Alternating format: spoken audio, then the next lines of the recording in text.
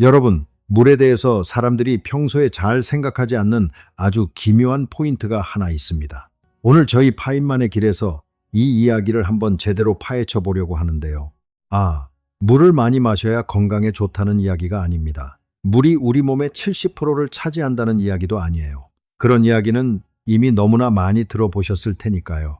오늘 제가 드리고 싶은 이야기는 훨씬 더 근본적인 겁니다. 사실 물은 이 우주에서 가장 위험한 물질 중 하나입니다. 왜냐고요? 물이 단 한 가지 규칙만 조금 다르게 작동했더라도 이 지구는 지금쯤 바닥부터 꼭대기까지 꽁꽁 얼어붙은 거대한 죽음의 구체였을 겁니다. 여러분도 저도 나무 한 그루도 바닷속 물고기 한 마리도 존재하지 않았을 거예요. 그리고 이게 단순한 과장이 아니라는 걸 오늘 저희가 함께 물리학자의 눈으로 천천히 들여다보면 아주 분명하게 느끼실 수 있을 겁니다. 이 전제는 완전히 틀렸을지도 모릅니다. 여러분이 지금까지 물에 대해 알고 계셨던 것들이요. 자, 그럼 시작해 보겠습니다. 여러분, 물이라고 하면 어떤 이미지가 떠오르시나요? 아마도 맑고 투명하고 마시면 시원하고 화재가 나면 끄는 데 쓰고 목이 마르면 찾게 되는 그런 아주 평범하고 익숙한 물질이라는 느낌이 드실 겁니다. 심지어 조금 지루할 정도로 평범한 물질이라고 생각하실 수도 있어요. 수소 2개, 산소 하나, H2O. 아주 단순하죠. 중학교 화학 시간에 처음 배우고 나서 그 이후로 별다른 의문을 품어본 적이 없으실 겁니다. 그게 사실 너무나도 자연스러운 반응입니다. 우리 주변에 너무나 흔하게 있으니까요. 비로 내리고 강을 이루고 바다를 채우고 수도꼭지를 틀면 콸콸 흘러나오는 이 물질을 매일 보고 먹고 마시고 씻으면서 도대체 여기서 무슨 기묘한 일이 일어나고 있겠냐고 생각하시는 거죠. 그런데 말입니다. 이 아주 평범해 보이는 그림에는 치명적인 오류가 하나 숨어 있어요. 물은 평범하지 않습니다. 오히려 정반대입니다. 물은 이 우주가 만들어낸 물질들 중에서 가장 변칙적이고 가장 규칙을 어기는 반항아에 가까운 존재입니다. 단지 한 가지 규칙을 살짝 어기는 게 아니에요. 물리학자들이 지금까지 확인한 것만 해도 최소 7가지의 물리 법칙을 물은 산산조각 내버립니다. 그리고 이 반항들 하나하나가 전부 정확히 여러분이 지금 이 순간 살아서 숨을 쉬고 있는 이유입니다. 자, 우리가 물리학자처럼 이 문제를 아주 꼼꼼하게 따져보려면 아주 단순한 질문 하나에서 출발해야 합니다. 물은 도대체 왜 이렇게 이상한 걸까요? 이 질문에 답하려면 물 분자 딱 하나를 아주 가까이서 들여다봐야 합니다. 그 작은 물 분자 속에서 일어나는 딱 한 가지 사건이 이 모든 이야기의 출발점이거든요. 산소는 욕심쟁이입니다. 이게 이 모든 이야기의 핵심을 가장 단순하고 정직하게 표현한 말입니다. 물 분자 안에서 산소와 수소는 전자를 함께 공유합니다. 마치 두 사람이 함께 짐을 들듯이요. 그런데 산소가 그 전자를 훨씬 더 강하게 자기 쪽으로 잡아당깁니다. 전자를 거의 독식하려는 거죠. 완전히 빼앗는 건 아닙니다. 그냥 아주 불공평하게, 극단적으로 불공평하게 나눠 갖는 겁니다. 이렇게 되면 어떤 일이 벌어질까요? 전자를 대부분 빼앗긴 수소 쪽은 약간 양전하를 띠게 됩니다. 플러스가 되는 거죠. 반면 전자를 풍부하게 가져간 산소 쪽은 약간 음전하를 챕니다. 마이너스가 되는 겁니다. 이렇게 한 분자 안에 플러스 쪽과 마이너스 쪽이 생기는 현상을 물리학에서는 쌍극자라고 부릅니다. 어떻게 설명드릴까요? 마치 자석처럼 한쪽은 N극, 한쪽은 S극인 상태가 분자 하나 안에 만들어지는 거라고 생각하시면 됩니다. 그런데 여기서 중요한 게 하나 더 있습니다. 물 분자의 모양 때문입니다. 두 개의 수소 원자가 산소 원자에 붙어 있는 각도가 104.5도입니다. 이 숫자는 잠시 후에 다시 등장할 텐데요. 그때가 되면 지금보다 훨씬 무거운 의미로 다가오실 겁니다. 이 각도 때문에 분자 안의 전하 불균형이 서로 상쇄되지 않습니다. 만약 수소 2개가 일직선으로 붙어 있었다면 플러스와 마이너스가 서로 정확히 반대 방향을 가리켜서 효과가 상쇄되었을 거예요. 하지만 104.5도라는 구분 각도 때문에 분자 전체가 한쪽은 플러스, 다른 쪽은 마이너스인 작은 전기 자석처럼 됩니다. 이것 하나가 오늘 제가 드릴 이야기의 전부입니다. 믿기 어려우실 수도 있겠지만요. 이 하나의 전기적 불균형에서 물의 모든 기묘함이 출발합니다. 얼음이 물에 뜨는 것도, 바다가 지구 온도를 안정시키는 것도, 100m가 넘는 나무가 뿌리에서 꼭대기까지 물을 끌어올리는 것도 여러분의 혈액이 수백 가지 물질을 동시에 녹여 나르는 것도 전부 이 하나의 전기적 편향에서 시작됩니다. 위대한 물리학자 리처드 파인만이 늘 강조했던 게 바로 이겁니다. 가장 단순한 원인 하나가 얼마나 엄청난 결과들을 낳는지 그걸 끝까지 추적하다 보면 우주가 얼마나 아름답게 설계되어 있는지 알게 된다고요. 오늘 저희가 함께 할 게 바로 그 추적입니다. 자, 이제 첫 번째 법칙 위반으로 들어가겠습니다. 여러분, 얼음은 무겁습니까? 가볍습니까? 이건 사실 제가 여러분을 조금 시험해 보는 질문입니다. 많은 분들이 얼음을 물에 넣으면 뜨니까 가볍겠지라고 바로 답하실 텐데요. 맞아요. 뜨죠. 그게 당연하게 느껴지실 거예요. 아이스 아메리카노를 마실 때마다 매일 보는 광경이니까요. 그런데 말입니다. 이게 사실은 우주에서 가장 기묘한 현상 중 하나입니다. 들어보세요. 이 우주에 존재하는 거의 모든 물질은 고체가 액체보다 무겁습니다. 철도 그렇고 구리도 그렇고 알코올도 그렇습니다. 질소, 이산화탄소, 황산, 벤젠. 인류가 지금까지 측정한 수천 가지 물질이 전부 다 똑같은 패턴을 따릅니다. 액체를 차갑게 해서 고체로 만들면 분자들이 더 빽빽하게 뭉쳐서 단위 부피당 무게가 늘어납니다. 무거워지는 거죠. 그래서 고체를 자기 자신의 액체에 넣으면 당연히 가라앉습니다. 단 하나, 물만 빼고요. 얼음은 물에 뜹니다. 고체가 자기 자신의 액체보다 가벼운 우주에서 거의 유일한 사례입니다. 이게 왜 가능할까요? 바로 아까 말씀드린 그 전기적 불균형 때문입니다. 물 분자들은 서로를 아주 특이한 방식으로 끌어당깁니다. 한 분자의 수소 쪽 플러스가 옆 분자의 산소 쪽 마이너스를 잡아당기는 거죠. 이걸 수소 결합이라고 합니다. 이 결합은 놀라울 정도로 강합니다. 비슷한 크기의 다른 분자들이 서로를 붙잡는 힘보다 훨씬 더 강하죠. 그런데 이 수소 결합이 특별한 건 그 강함만이 아닙니다. 이 결합이 만들어내는 구조 때문입니다. 온도가 내려가서 물이 얼기 시작하면 이 수소 결합들이 아주 정확한 각도로 고정되면서 육각형 격자 구조를 만들어냅니다. 마치 벌집 같은 형태죠. 그런데 이 벌집 같은 구조에는 가운데가 텅 비어있는 빈 공간이 생깁니다. 고체가 됐는데 오히려 공간이 늘어나는 겁니다. 그래서 밀도가 낮아지고 같은 부피에서 더 가벼워집니다. 얼음이 물에 뜨는 거죠. 처음 들으면 이게 무슨 소리야 하실 수도 있겠지만 조금만 차분하게 생각해 보시면 이렇게 이해하실 수 있습니다. 분자들이 자유롭게 움직일 수 있는 액체 상태일 때는 분자들이 서로 가까이 붙어서 빽빽하게 쌓일 수 있어요. 그런데 고체가 되면서 수소 결합이 정해진 각도로 고정되어 버리면 그 각도 때문에 어쩔 수 없이 벌어진 빈 공간이 생기는 겁니다. 마치 여러 사람이 아무렇게나 서 있을 때보다 특정 대형을 갖추고 줄을 설 때 더 많은 공간이 필요한 것처럼요. 그리고 이 104.5도라는 각도가 바로 그 육각형 격자를 만드는 결정적인 원인입니다. 이 각도가 조금만 달랐다면, 즉 수소 원자들이 조금 더 벌어지거나 좁혀져 있었다면 얼음은 육각형 빈 구조를 만들지 않았을 겁니다. 그러면 얼음은 물보다 무거워져서 가라앉았겠죠. 자, 그러면 왜 이게 중요한 걸까요? 얼음이 뜨든 가라앉든 그게 무슨 대수냐고 생각하실 수 있습니다. 한번 상상해 보세요. 아주 차가운 겨울밤 한강을 떠올려 보세요. 기온이 영하로 떨어지면 수면부터 차가워지면서 얼음이 생깁니다. 우리가 사는 세상에서 이 얼음은 물 위에 둥둥 떠서 강 표면을 덮어버립니다. 그렇게 덮인 얼음층이 마치 이불처럼 그 아래 물을 차가운 공기로부터 보호해 줍니다. 얼음 이불 덕에 강속은 비교적 따뜻하게 유지되고 물고기들은 그 아래에서 겨울을 납니다. 봄이 오면 얼음이 녹고 다시 생명의 사이클이 돌아가죠. 이제 얼음이 가라앉는 평행 우주를 상상해 보세요. 수면이 얼면 그 얼음은 액체 물보다 무거우니까 강바닥으로 쿵 하고 가라앉습니다. 그러면 수면에는 다시 새로운 물이 차가운 공기에 노출됩니다. 그 물도 얼고 그 얼음도 가라앉습니다. 이 과정이 반복되면서 강바닥에는 얼음이 층층이 쌓여갑니다. 그 바닥의 얼음은 위를 덮고 있는 차가운 물 때문에 따뜻한 햇볕이 닿지 않아 여름이 와도 녹지 않습니다. 매년 겨울마다 얼음은 더 쌓입니다. 결국 강은 밑바닥부터 수면까지 통째로 영원히 얼어붙게 됩니다. 이걸 지구 전체로 확대해 볼까요? 바다도 마찬가지입니다. 수백 미터, 수천 미터 깊이의 바다, 밑바닥부터 얼음이 층층이 쌓이기 시작합니다. 그 얼음들은 녹지 않습니다. 빙하기가 올 때마다 얼음은 더 두껍게 쌓이죠.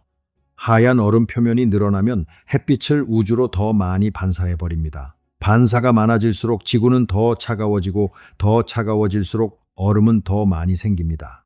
이 악순환의 고리에서 빠져나올 방법이 없습니다. 지구 전체가 하나의 거대한 눈덩이가 되어버립니다. 적도부터 남극까지 밑바닥부터 수면까지 완전히 얼어붙은 죽음의 행성이 되는 거죠. 사실 약 7억 년 전, 지구는 실제로 이 상황에 아주 가까이 다가갔던 적이 있습니다.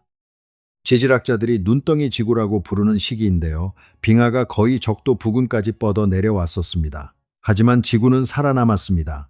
얼음이 바다 밑바닥부터 통째로 얼어붙지 않았거든요. 그 유일한 이유는 얼음이 물에 떴기 때문입니다. 수면 위의 얼음층이 그 파멸적인 연쇄 반응을 막아준 겁니다. 이걸 한번 가만히 음미해 보세요. 여러분이 지금 이 음성을 듣고 있는 것, 제가 지금 이 이야기를 하고 있는 것, 이 모든 일이 가능한 이유의 가장 깊은 곳에는 수소 원자 2개가 산소 원자 하나에 붙어 있는 각도 104.5도가 있습니다. 바로 여기가 가장 중요한 포인트입니다. 이건 생물학의 이야기가 아닙니다. 진화의 이야기도 아닙니다. 기하학의 이야기입니다. 분자 하나의 각도 하나가 이 행성이 생물권이 될지 거대한 무덤이 될지를 결정해 버린 겁니다. 자, 여기서 아주 자연스럽게 한층 더 깊은 질문 하나가 머리를 스치게 됩니다. 얼음이 뜬다는 것, 그래서 바다가 액체로 유지된다는 것은 알겠습니다. 그런데 바다가 액체 상태라는 것만으로 충분할까요? 생명이 살아가려면 그것만으로는 부족하지 않을까요? 사실 이게 아주 예리한 질문입니다. 액체 상태의 바다가 있더라도 온도가 너무 극단적으로 변하면 생명체는 살기 어렵습니다. 단백질은 특정 온도 범위 안에서만 제대로 작동하거든요. 너무 뜨거우면 변성되어 녹아버리고 너무 차가우면 화학 반응이 일어나질 않습니다. 생명체가 살 수 있는 온도의 창문은 우주적 스케일에서 보면 아찔할 정도로 좁습니다. 그렇다면 지구는 어떻게 그 좁은 온도의 창문을 지켜왔을까요? 흔히들 이렇게 생각하시죠. 지구가 태양으로부터 딱 적당한 거리에 있어서 이른바 골디락스 존에 있어서 온도가 적당하다고요. 물론 그것도 중요합니다. 하지만 이 생각에는 숨겨진 전제가 하나 깔려 있습니다. 거리만 맞으면 온도가 안정적으로 유지된다는 전제인데 이게 사실 꽤 허술한 가정입니다. 왜냐고요? 지구 표면의 70%가 바다입니다. 만약 바다가 보통의 다른 액체로 이루어져 있었다면 낮에 태양이 쏟아붓는 열을 받아서 온도가 훅 올라가고 밤에는 그 열이 다 빠져나가서 온도가 뚝 떨어졌을 겁니다. 하루에도 수십 도씩 온도가 오르내렸겠죠. 실제로 물기가 없는 화성에서는 일부 지역의 낮과 밤 온도 차이가 200도에 가깝습니다. 낮에는 단백질이 타버리고 밤에는 얼어붙는 극단의 환경이죠. 그런데 지구의 바다는 다릅니다. 물은 열을 저장하는 능력이 이 우주에 존재하는 어떤 액체보다도 압도적으로 뛰어납니다. 물의 비열, 즉 온도를 1도 올리는 데 필요한 에너지의 양이 같은 무게의 에탄올의 2배가 넘습니다. 수은과 비교하면 10배 가까이 차이가 납니다. 일상의 언어로 번역하면 이렇습니다. 같은 양의 열을 쏟아 부어도 물은 온도가 아주 천천히 올라갑니다. 그리고 같은 양의 열이 빠져나가도 온도가 아주 천천히 내려갑니다. 물은 열을 먹고 내놓는데 엄청난 에너지가 필요한 물질인 겁니다. 아시겠나요? 이게 왜 중요한지 한번 부산과 대구를 비교해 볼까요? 두 도시는 위도가 거의 비슷합니다. 태양으로부터 받는 열도 비슷하죠. 그런데 여름에 대구는 찜통처럼 끓어오르고 바닷가인 부산은 그에 비해 훨씬 시원합니다. 바다가 낮에 태양열을 잔뜩 삼켜버리면서 기온이 올라가는 걸 억제하고 밤에는 그 열을 천천히 내놓으면서 기온이 급격히 떨어지는 걸 막아주거든요. 지구 전체에서 이 역할을 하는 게 바로 바다입니다. 태평양, 대서양, 인도양이 지구를 감싸고서 낮에 열을 빨아들이고 밤에 천천히 내뱉으면서 기온 변화를 극단적으로 완충해 줍니다. 시간 단위로, 계절 단위로, 수천 년 단위로요. 여러분, 욕조에 따뜻한 물을 받아두고 1시간 외출했다 돌아와 보세요. 물은 여전히 미지근할 겁니다. 이번엔 가스레인지에서 내린 프라이팬을 그냥 두어보세요. 몇 분이면 차갑게 식어버리죠. 같은 방, 같은 공기, 처음엔 똑같이 뜨거웠는데 왜 이렇게 다를까요? 바로 이 비열 차이 때문입니다. 물이 온도를 낮출 때마다 수소 결합들이 품고 있던 에너지를 조금씩 뱉어내야 합니다. 그게 오래 걸리는 거죠.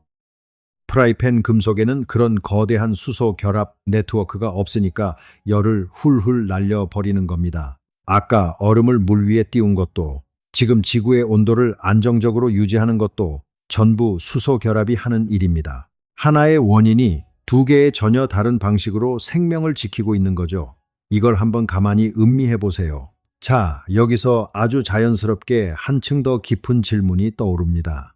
얼음이 뜨고 온도도 안정적으로 유지된다. 그러면 이제 생명이 살기에 충분한 조건이 갖춰진 걸까요? 실은 아직 아닙니다. 생명체가 육상으로 올라오려면 하나가 더 필요합니다. 물이 위로 올라가야 한다는 겁니다. 중력을 거슬러서요? 이건 어떻게 가능할까요? 나무를 한번 생각해 보세요. 뿌리는 땅 속에 있습니다. 잎사귀는 수십 미터 위에 있고요. 그 사이에는 아무런 펌프도 심장도 기계적인 장치도 없습니다. 그런데 물은 뿌리에서 꼭대기 잎사귀까지 끊임없이 올라갑니다. 이게 어떻게 가능할까요? 흔히들 이렇게 상상하실 겁니다. 뿌리에서 뭔가 물을 펌핑하는 힘이 있어서 위로 밀어 올리는 게 아닐까요?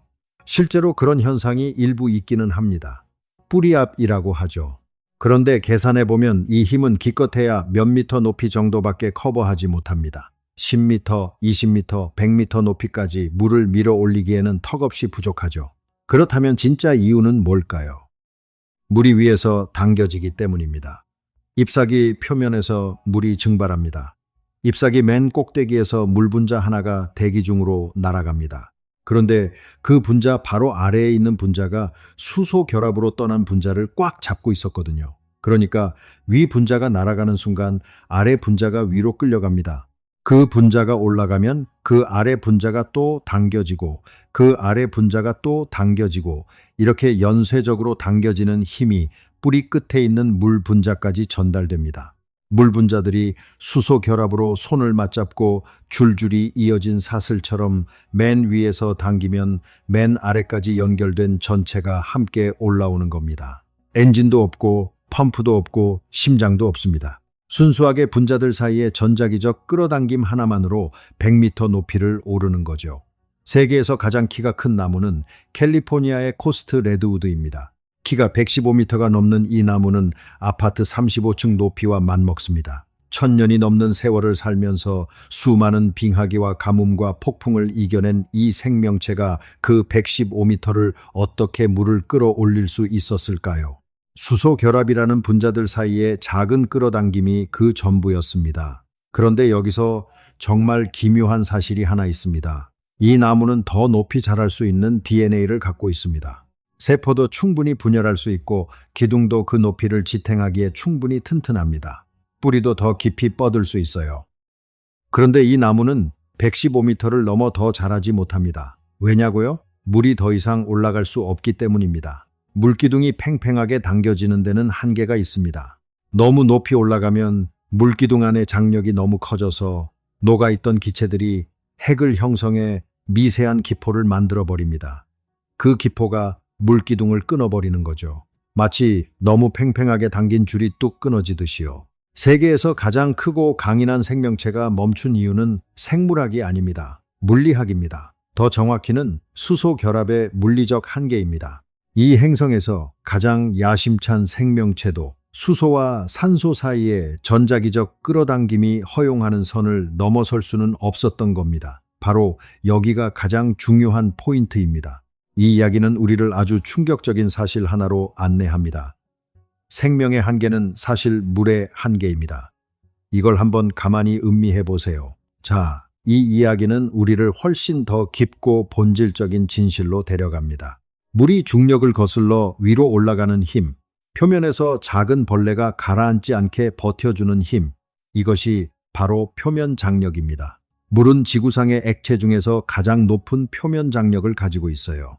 연못에서 소금쟁이가 물 위를 스르륵 걸어 다니는 걸 보신 적 있으시죠? 그 얇은 다리가 물속으로 빠지지 않고 수면 위를 미끄러지듯 이동합니다. 이게 가능한 이유도 수소 결합입니다. 수면에 있는 물 분자들은 위쪽으로는 잡을 분자가 없으니까 양옆과 아래에 있는 분자들을 훨씬 더 꽉 잡아당깁니다. 수면 전체가 눈에 보이지 않는 탄탄한 막처럼 되는 거죠. 유리잔에 물을 가득 채우고 한 방울씩 더 부어보세요. 잔 가장자리 위로 물이 볼록하게 솟아오릅니다. 흘러 넘치지 않고요. 그 볼록한 표면이 팽팽하게 버티는 힘, 그게 표면 장력입니다. 그리고 이 힘이 모세관 현상을 만들어냅니다. 아주 좁은 관 속에서 물이 중력을 거슬러 위로 기어오르는 현상이죠. 이 현상 덕분에 나무만 물을 끌어올리는 게 아닙니다. 여러분의 몸 안에서도 똑같은 일이 일어납니다. 눈에 눈물 샘에서 눈물이 고르게 퍼져서 각막을 촉촉하게 유지하는 것도, 혈관 속에서 혈액이 미세한 모세혈관까지 도달하는 것도 전부 표면 장력과 모세관 현상이 함께 작동하는 덕분입니다. 자, 이제 네 번째 법칙 위반으로 넘어갑니다. 그리고 이게 사실 제가 오늘 말씀드릴 이야기 중에서 어쩌면 가장 직접적으로 생명과 연결된 부분일 수도 있습니다. 물을 한 컵 받아서 소금 한 꼬집을 넣어보세요. 째깍째깍. 몇 초 지나지 않아 소금이 녹아 사라집니다. 너무 익숙해서 당연하게 느껴지시죠? 그런데 이것도 굉장히 기묘한 일입니다. 소금은 나트륨 이온과 염소 이온이 강한 전기적 힘으로 단단히 결합한 결정체입니다. 이 결합은 상당히 강력해서 수백 년, 수천 년이 지나도 형태를 유지할 수 있을 정도예요. 고대 이집트의 소금 결정이 지금도 발굴된다는 걸 생각해 보세요. 그런데 물에 닿는 순간 이 단단한 결정이 이온 단위로 분해됩니다. 왜냐고요? 물 분자의 쌍극자가 그 강한 이온 결합보다 더 강한 힘으로 이온들을 잡아당기기 때문입니다. 마이너스 산소 쪽이 플러스 나트륨 이온을 끌어당기고 플러스 수소 쪽이 마이너스 염소 이온을 끌어당기면서 수십억 개의 물 분자들이 동시에 소금 결정을 사방에서 잡아뜯는 겁니다. 우두둑 결정이 산산조각 납니다. 물은 소금만 녹이는 게 아닙니다. 설탕도 산소도 이산화탄소도 포도당도 아미노산도 호르몬도 생명 활동에 필요한 수백 가지 물질들을 물은 전부 녹여낼 수 있습니다. 그래서 물을 가리켜 보편 용매라고 합니다. 여러분의 혈액을 생각해 보세요. 그 안에는 산소, 포도당, 나트륨, 칼륨, 칼슘, 호르몬, 노폐물, 항체, 수백 가지의 물질들이 전부 녹아 있습니다. 그리고 이 모든 것들이 한꺼번에 실려서 몸 전체를 순환합니다. 이게 가능한 이유는 오직 물이 이 모든 걸 녹일 수 있기 때문입니다. 만약 혈액이 물 대신 에탄올이나 아세톤으로 이루어져 있었다면 녹일 수 있는 물질의 종류가 훨씬 제한되었을 겁니다. 생명 활동에 필요한 화학 물질들을 전부 나를 수 없었겠죠. 세포 안에서 일어나는 모든 화학 반응도 마찬가지입니다. DNA가 복제되는 것도, 단백질이 만들어지는 것도, 에너지를 생산하는 것도 전부 물이라는 용매 안에서 일어납니다. 물이 없으면 이 반응들이 일어날 무대 자체가 사라지는 겁니다. 이 말인즉슨 물이 생명을 담는 그릇이라는 뜻이 아닙니다. 물이 생명 그 자체의 무대이자 배경이자 조연이라는 뜻입니다. 생화학 교과서에 나오는 모든 복잡한 반응들이 사실은 물이라는 무대 없이는 단 하나도 일어날 수 없습니다. 이 이야기는 우리를 훨씬 더 깊고 본질적인 진실로 데려갑니다. 지금까지 말씀드린 것들을 한번 정리해 볼까요? 수소 결합 하나가 얼음을 물에 띄워서 바다가 통째로 얼어붙는 걸 막습니다. 같은 수소 결합이 물의 비열을 극단적으로 높여서 지구의 온도 변화를 완충합니다. 같은 수소 결합이 표면 장력을 만들어 나무가 수십 미터 높이로 물을 끌어올릴 수 있게 합니다. 같은 수소 결합이 물을 강력한 쌍극자로 만들어서 생명에 필요한 모든 물질을 녹이는 보편 용매로 만듭니다. 네 가지 전혀 다른 현상이 전부 하나의 원인에서 나옵니다. 파인만은 이런 상황을 이야기할 때 이렇게 말하곤 했습니다. 자연은 같은 법칙을 반복해서 사용하면서 전혀 다른 것처럼 보이는 현상들을 만들어낸다고요. 그리고 그 가장 단순한 원인을 찾아내는 것이 물리학의 기쁨이라고요. 오늘 우리가 추적하고 있는 것이 바로 그겁니다. 자, 여기서 아주 자연스럽게 한층 더 깊은 질문이 머리를 스치게 됩니다. 그렇다면 물은 왜 하필 이런 성질을 갖게 됐을까요? 수소 결합이 왜 하필 이렇게 강하고 물 분자가 왜 하필 104.5도의 각도를 갖고 있을까요? 이건 우연의 일치일까요? 아니면 필연일까요? 흔히들 이렇게 생각하실 수 있습니다. 생명이 물에 맞게 진화한 게 아닐까요? 물이 이런 성질을 갖고 있으니까 생명이 그 성질에 맞게 적응한 거라고요. 이 생각은 어느 정도는 맞습니다. 진화는 주어진 환경에 적응하는 방향으로 작동하니까요. 하지만 이 생각에는 숨겨진 전제가 하나 깔려 있습니다. 물의 성질이 좀 달랐어도 생명은 어떻게든 그것에 맞게 적응해서 존재할 수 있었을 거라는 전제죠. 그런데 이게 사실이 아닐 수 있습니다. 물의 성질은 자연의 근본 법칙에서 나옵니다. 산소가 전자를 강하게 끌어당기는 이유는 산소 원자 핵의 양성자 수 때문이고, 그 양성자 수는 원자 번호 8번이라는 사실에서 나옵니다. 결합 각도가 104.5도인 이유는 산소 원자 주변의 전자 궤도가 양자역학적으로 어떻게 배치되는지에서 나옵니다. 이건 우주 어디에서도 변하지 않는 근본 법칙들이 만들어낸 결과입니다. 다시 말하면 이 우주의 물리 법칙 안에서 물은 이런 성질을 가질 수밖에 없었습니다. 그리고 이 성질들이 없었다면 생명은 적응할 기회조차 얻지 못했을 겁니다. 생명이 물에 적응한 게 아니라 물이 이 우주의 법칙들이 허용하는 범위 안에서 생명이 가능한 유일한 조건을 만들어준 겁니다. 이건 세상을 바라보는 시점이 아주 중요하게 뒤집히는 순간입니다. 우리는 흔히 생명이 먼저 있고 그 생명이 환경에 적응한다고 생각합니다. 하지만 더 깊은 곳에서 보면 환경 자체가 우주의 근본 법칙들이 빚어낸 결과입니다. 그리고 그 법칙들이 허용하는 범위 안에서만 생명이 가능한 거죠. 다시 말해, 여러분이 존재하는 이유를 추적하다 보면 결국 우주의 근본 법칙까지 도달합니다. 양자역학이 수소와 산소를 특정 방식으로 결합하게 만들고, 그 결합이 물을 만들고, 그 물이 행성을 살기 좋은 곳으로 만들고, 그 행성에서 생명이 시작된 겁니다. 명심하세요. 이건 단순한 우연의 연속이 아닙니다. 우주의 법칙이 이 모든 사슬의 고리들을 필연적으로 연결한 겁니다. 처음 들으면 이게 무슨 소리야 하실 수도 있겠지만 조금만 차분하게 뜯어보시죠. 빅뱅 직후 이 우주에는 수소와 헬륨만 가득했습니다. 별도 없었고 행성도 없었고 물도 없었습니다. 그런데 우주가 진화하면서 별들이 생겨났고, 별들의 내부에서 핵융합이 일어나 탄소, 산소 같은 더 무거운 원소들이 만들어졌습니다. 거대한 별들이 초신성으로 폭발하면서 이 원소들이 우주 공간으로 흩어졌고, 그것들이 뭉쳐서 행성이 만들어졌습니다. 이 과정에서 산소와 수소가 만났습니다. 그리고 양자역학의 법칙에 따라 그 둘은 정확히 104.5도의 각도로 결합했습니다. 물이 생겨난 겁니다. 그리고 그 물이 행성을 생명이 가능한 곳으로 만들었습니다. 여러분 몸속에 있는 물 한 방울은 138억 년의 우주 역사가 농축된 결과입니다. 빅뱅에서 시작된 수소 원자들이 별의 내부를 거쳐서 초신성 폭발을 통해서 지구 탄생을 거쳐서 마침내 지금 여러분의 세포 안에 존재합니다. 그리고 수소 결합이라는 단 하나의 전자기적 상호작용을 통해서 여러분의 생명을 유지하고 있습니다. 이걸 한번 가만히 음미해 보세요. 자, 이 이야기는 우리를 훨씬 더 깊고 본질적인 진실로 데려갑니다. 물이 이렇게 기묘한 성질들을 갖고 있다는 걸 알게 되면 그 다음에 자연스럽게 드는 질문이 있습니다.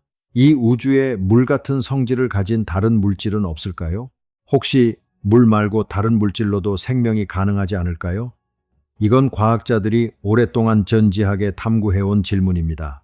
특히 우주에서 외계 생명체를 찾는 연구자들에게 아주 중요한 질문이죠. 가장 자주 거론되는 후보가 암모니아입니다.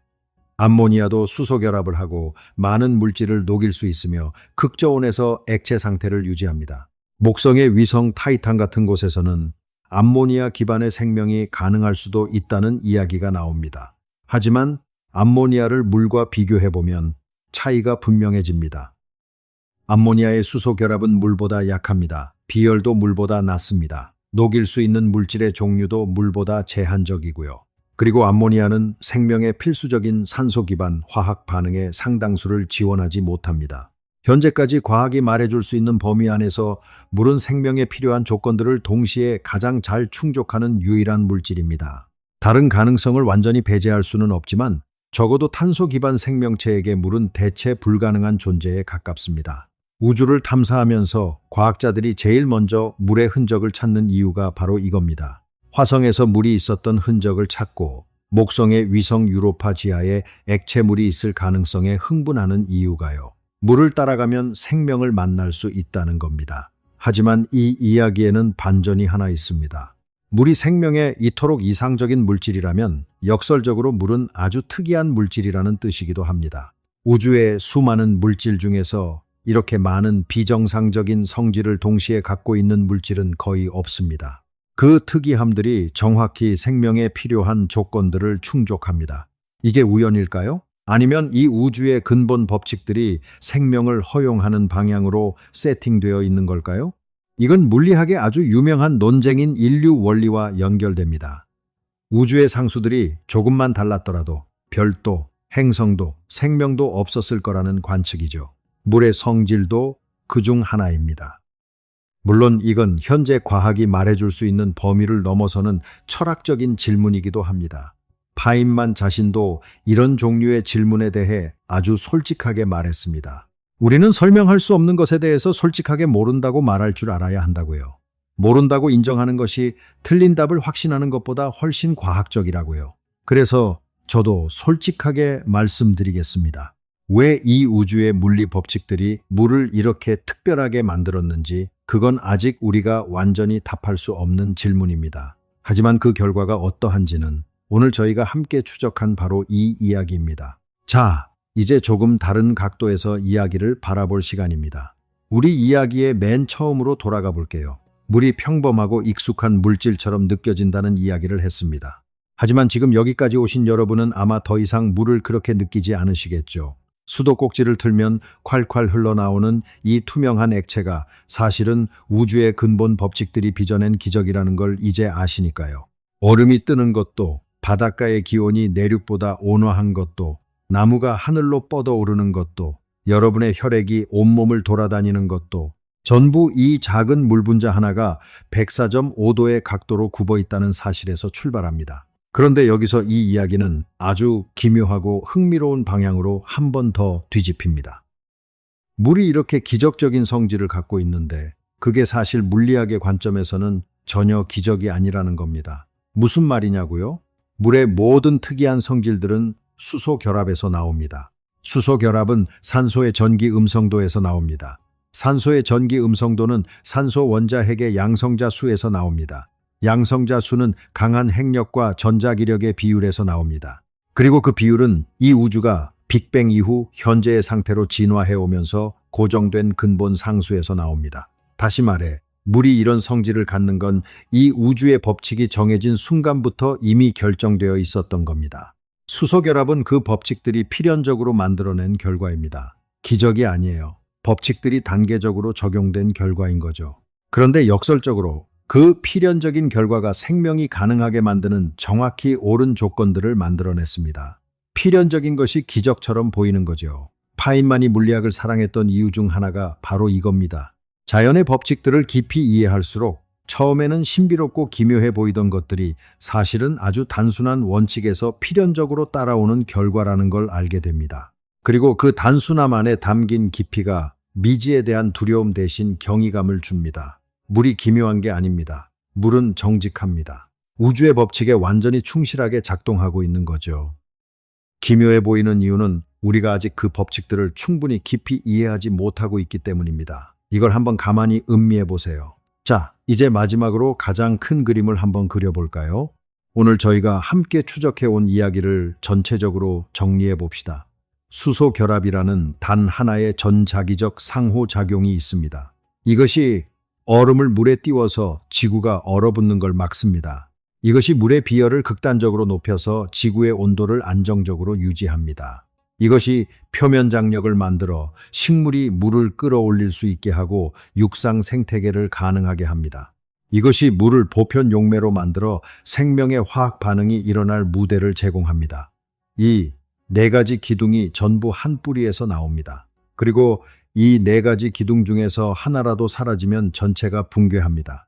얼음이 가라앉으면 바다가 밑바닥부터 영원히 얼어붙습니다. 끝입니다. 비열이 낮아지면 지구 표면 온도가 하루에도 수십 도씩 요동칩니다. 단백질은 버틸 수 없습니다. 끝입니다. 표면 장력이 없으면 나무가 물을 끌어올릴 수 없고 육상 생태계가 불가능합니다. 끝입니다. 용매 능력이 없으면 생명의 화학 반응이 일어날 무대 자체가 사라집니다. 끝입니다. 그리고 이 모든 게 전부 분자 하나의 각도 하나에서 출발합니다.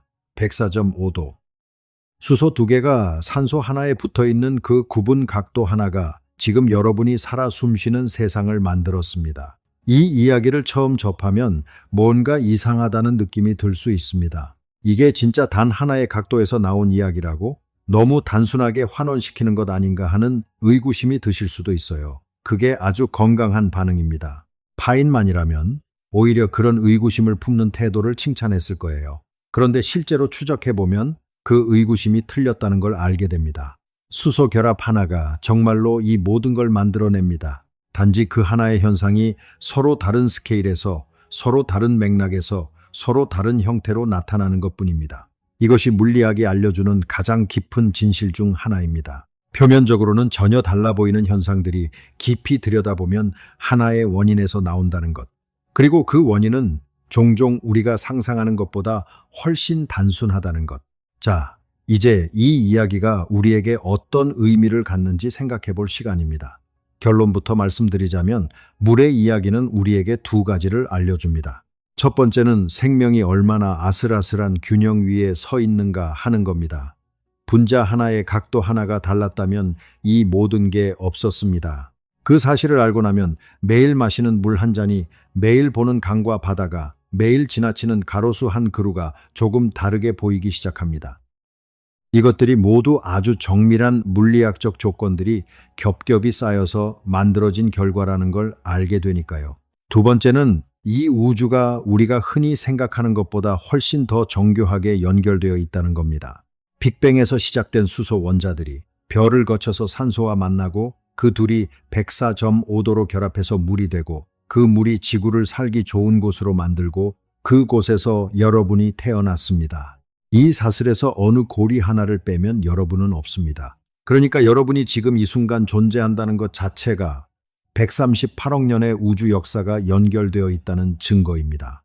그리고 그 연결의 핵심에 물이 있습니다. 어쩌면 이렇게 생각해 볼 수도 있습니다. 우리는 물에서 왔습니다. 단순히 생명이 물속에서 시작됐다는 의미만이 아닙니다. 우리 몸의 70%가 물이라는 의미만도 아닙니다. 더 깊은 의미에서 우리가 존재하는 이유가 되어준 바로 그 물질이 물이라는 겁니다. 여러분, 오늘 저희 파인만의 길에서 함께 추적해온 이 이야기의 끝에서 저는 여러분께 한 가지를 부탁드리고 싶습니다. 오늘 저녁 물을 한 잔 마실 때 잠깐만 멈춰 보세요. 그 투명한 액체 안에 수십억 개의 작은 물 분자들이 수소 결합으로 서로 손을 잡고 있습니다. 그 손잡음이 만들어낸 특이한 성질들이 이 행성을 지금의 모습으로 만들었습니다. 그리고 그 행성이 여러분을 만들었습니다. 한 모금의 물 안에 138억 년의 이야기가 담겨 있습니다. 그리고 그 이야기의 다음 장을 지금 이 순간 여러분이 써 내려가고 있습니다. 그런 의미에서 오늘 이 이야기가 여러분에게 물을 조금 다른 눈으로 볼 수 있는 기회가 됐다면 저는 충분히 만족합니다. 아니, 사실 물만이 아닙니다. 오늘 저희가 함께한 이 추적 방식, 하나의 단순한 원인에서 출발해서 그것이 만들어내는 놀라운 결과들을 단계적으로 따라가는 이 방식. 이게 바로 파인만이 세상을 바라보던 방식이었고, 저희 파인만의 길이 매번 여러분과 함께 하고 싶은 여정이기도 합니다. 세상에는 아직 이런 방식으로 들여다봐야 할 이야기들이 너무나 많습니다. 시간이 왜 앞으로만 흐르는지, 우리가 무언가를 경험한다는 게 도대체 뇌에서 어떤 일이 일어나는 건지, 이 우주가 왜 하필 지금 이 모습을 하고 있는지, 그 이야기들을 앞으로도 저희 파인만의 길에서 하나씩 함께 풀어나가 보겠습니다. 오늘도 끝까지 함께 해주셔서 진심으로 감사드립니다. 구독과 알림 설정은 다음 이야기를 가장 먼저 만나는 방법이고요. 오늘 하루 살아있는 이 순간을 조금 더 음미해 보시길 바랍니다. 그럼 저는 다음 영상에서 더 흥미롭고 명쾌한 이야기로 다시 찾아뵙겠습니다. 안녕히 계세요.